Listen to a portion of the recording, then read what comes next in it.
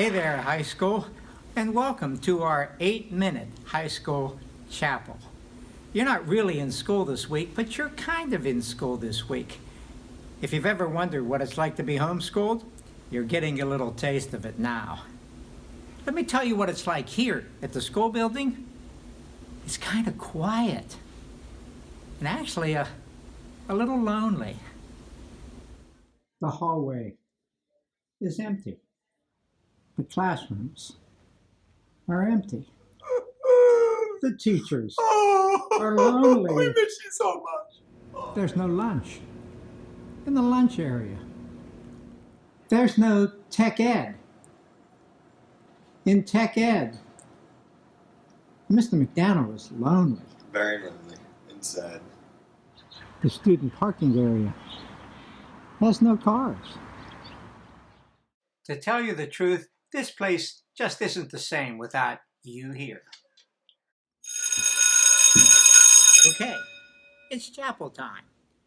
We've been talking about the top 20 stories of the Bible. And today I just want to take a couple of minutes to talk about the story of Joseph. It's an important story. In fact, it takes up 1/3 of the book of Genesis.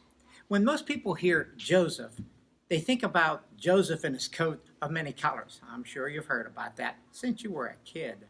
But just like Jonah and the whale, where the whale is a part of the story, but not as big a part as people think it is, so the coat of many colors is not really a significant part of the story of Joseph. Joseph is really a story not about clothing, but about integrity. Joseph was a man of integrity.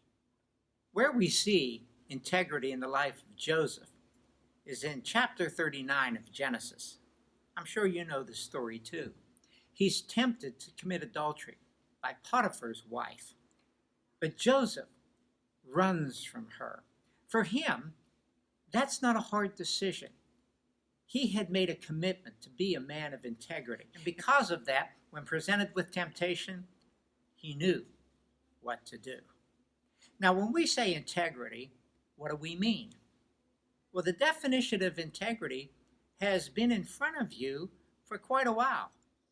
I wonder if here in the Learning Commons you've noticed this, which has been on the wall for quite some time. Integrity is doing the right thing when no one is watching. C.S. Lewis. Amazing how often something can be in front of us and we don't notice it. It says this about integrity in the book of Proverbs. Proverbs 11:3. The integrity of the upright guides them, but the crookedness of deceivers destroys them. Integrity guides us.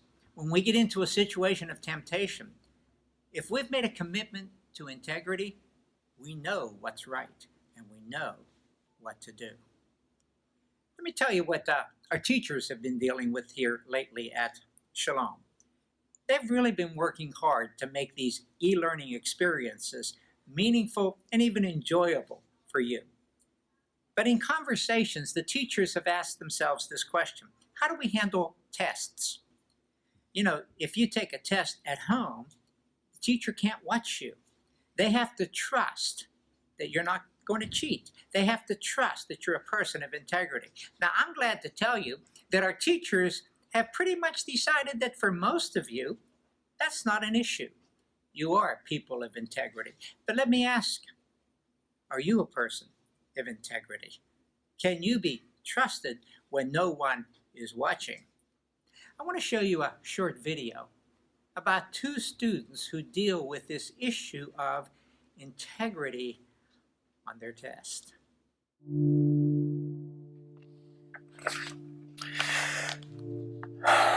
Now, I know art history may not seem important to you, Parker. I'm going to ask you one more time. Were you cheating? I didn't look that way, I promise. We weren't. I really thought I had my paper covered. I've never known you to lie before, Anna. So, I'm just going to have to accept what you say happened. But I will also tell you that neither of the two of you will be sitting next to or near each other for any future tests. You can go now.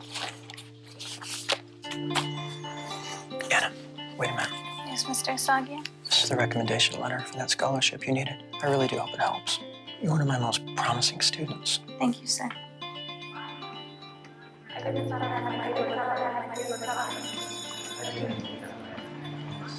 Hey, can you believe we got away with it? I cannot believe it. We didn't get away with it. Were you in the same room that I was? He doesn't know.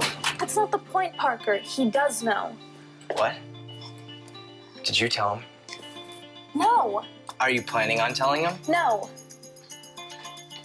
I don't know. It's just a stupid art class, Anna. Look, the test for it shouldn't even be that hard. Mr. A is just on a power trip. We're never gonna need that information. That doesn't make it right. You shouldn't have looked at my paper. Well, you shouldn't have let me.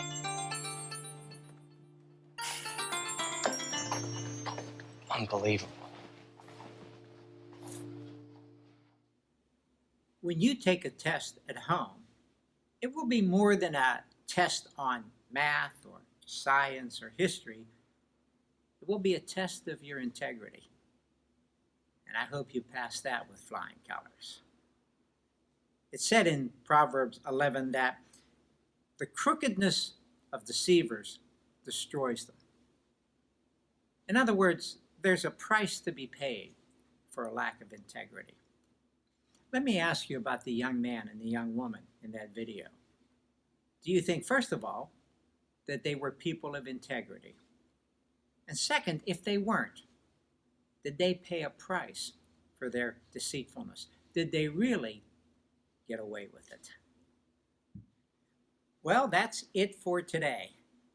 I hope that things are going well for you at home. Stay healthy. Take care of the people around you. And I hope to see you back here in school soon.